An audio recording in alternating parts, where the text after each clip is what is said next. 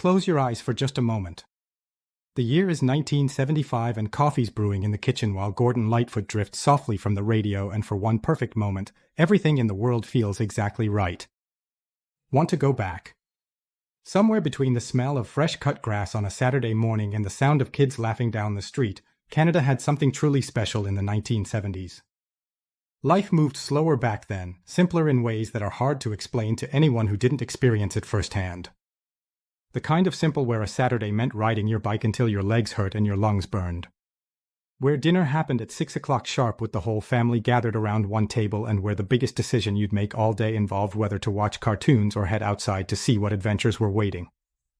This wasn't some romanticized fantasy or a story people made up to feel better about getting older. Millions of Canadians actually lived this life, breathed this air, felt this freedom. And if you grew up in those years, you know exactly what I'm talking about. That feeling deep in your chest.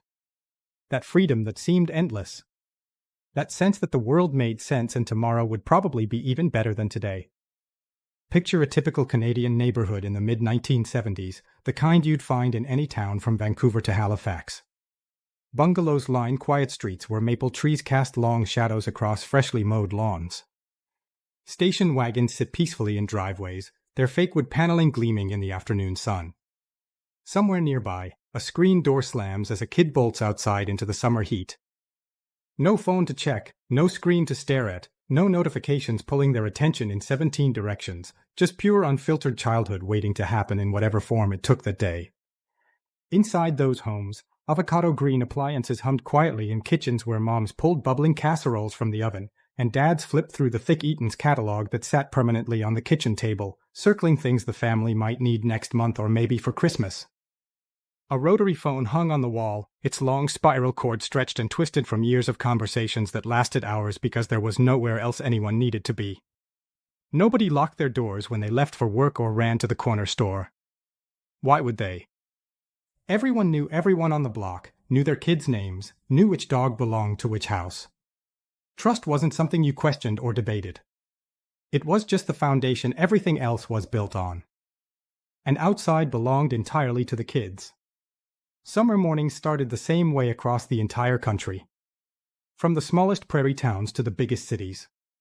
You'd wake up naturally, no alarm clock screaming at you, throw on whatever clothes you could find on your bedroom floor, gulp down a bowl of cereal while Saturday morning cartoons played in the background, and then vanish into the neighborhood until lunch. No one asked where you were going or demanded a detailed itinerary. No one needed to know because the whole neighborhood was your territory and every adult on the street was looking out for every kid. Bikes were absolute freedom on 2 wheels, not expensive mountain bikes with 20 gears and hydraulic shocks. Just simple 2-wheelers that you rode until the chain fell off. Some had banana seats that were cool for exactly one summer. Some had playing cards clipped to the spokes with clothespins so they'd make that satisfying flapping sound that announced your arrival from 3 blocks away. You'd ride for hours exploring streets you'd seen 100 times, but somehow never got boring. Racing your friends down hills with your feet off the pedals, popping wheelies that you'd practice until you got them perfect. No helmets, no knee pads, no rules except the big one. The universal law that every Canadian kid understood without anyone having to explain it twice. Be home before the streetlights came on. That rule was carved in stone across the entire country. Every kid knew it, respected it, lived by it. When those lights flickered to life and that orange glow started spreading across the pavement, you dropped everything and pedaled home as fast as your legs could pump. Didn't matter if you were winning the game or losing. It didn't matter if you were in the middle of the best adventure of your entire summer. Didn't matter if you were halfway across town exploring a creek. You just discovered the streetlights meant dinner and dinner meant family. And family meant you showed up on time, sweaty and exhausted and completely happy. Inside, the kitchen smelled like home in a way that's impossible to recreate. Roast beef and potatoes with gravy made from the drippings. Casseroles loaded with ground beef and canned vegetables. And those crispy fried onions on top. Hamburger helper on nights when mom didn't feel like cooking from scratch. And sometimes, if you were really lucky, your parents would bring home Swiss chalet. And you'd tear into that rotisserie chicken and dip your fries in that sauce like it was the best meal on planet Earth. Because back then, without 1,000 restaurant options and food delivery apps, it genuinely was.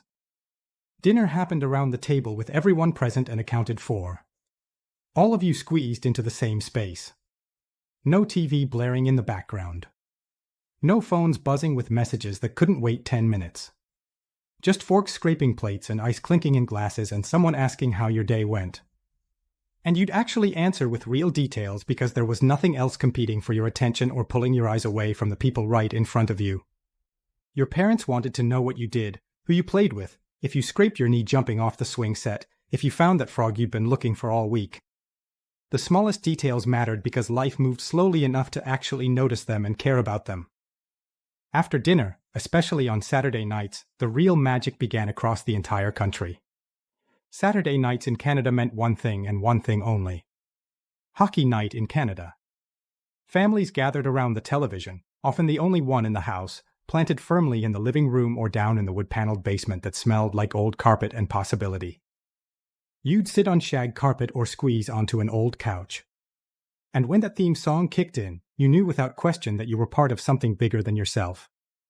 The whole country tuned in at the same time. Millions of Canadians watching the same game, the same players, the same incredible saves, and devastating goals. You'd talk about it at school on Monday morning, replaying the highlights with your friends, and everyone saw it. Everyone remembered the same moments, shared the same excitement. The television offered other treasures, too. Shows that felt distinctly and proudly Canadian. The beachcombers on Sunday nights following Nick Adonitis and his adventures up and down the British Columbia coast. King of Kensington, where Larry King made you laugh about life in Toronto's working-class neighbourhoods with humour that felt real and familiar. These shows reflected the country back to you. Not some glossy American version of life with perfect families and unrealistic problems, but your actual life, your streets, your sense of humour, your values. And the radio was always playing somewhere in the house. A constant soundtrack to daily life. And Murray's smooth voice floated through kitchens while moms washed dishes and wiped down counters. Bachman-Turner Overdrive cranked from Dad's transistor radio in the garage while he tinkered with whatever project had captured his attention that weekend.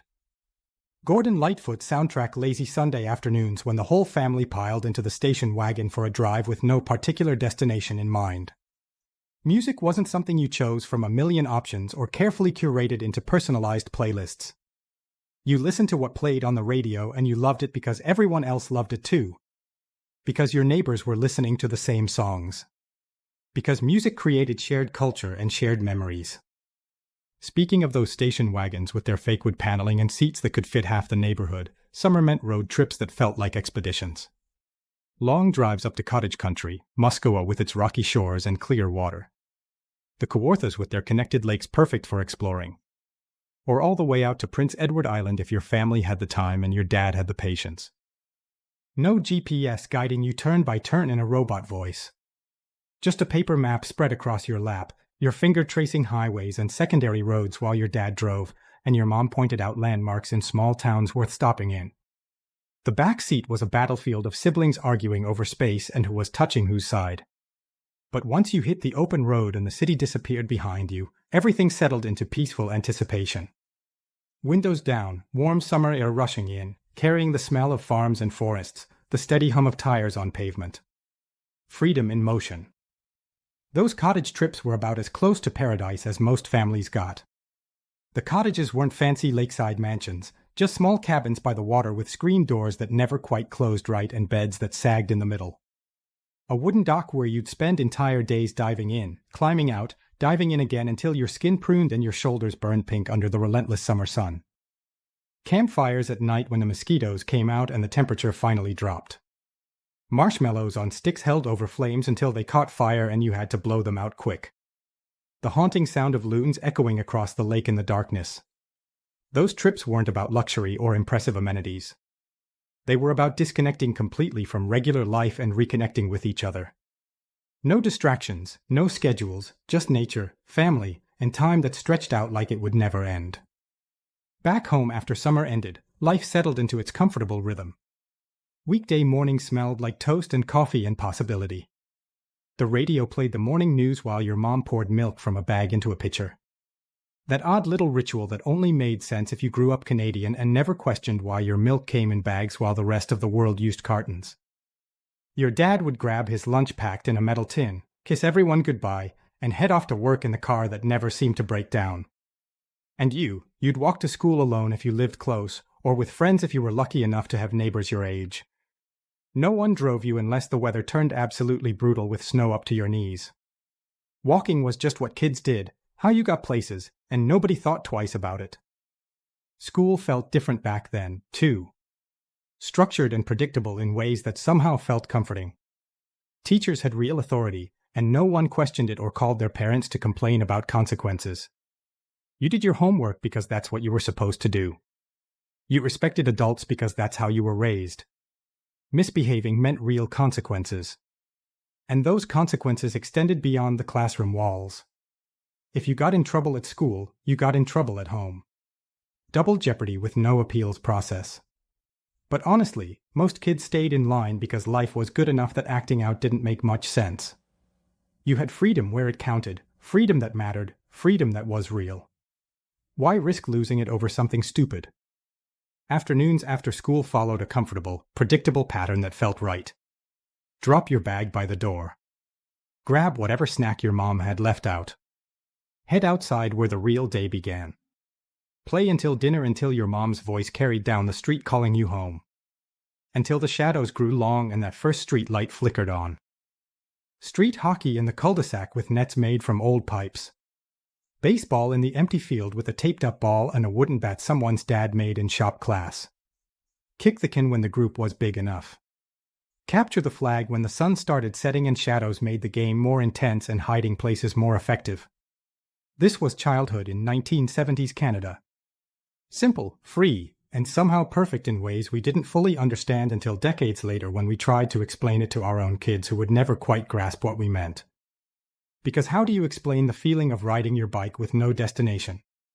How do you capture the taste of milk poured from a bag or the sound of a rotary phone ringing through the house?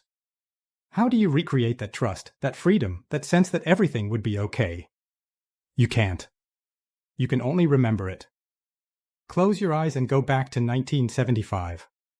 The coffee's brewing. Gordon Lightfoot plays softly. And for one perfect moment, life was exactly what it should be. If this brought back memories you'd forgotten, watch the next.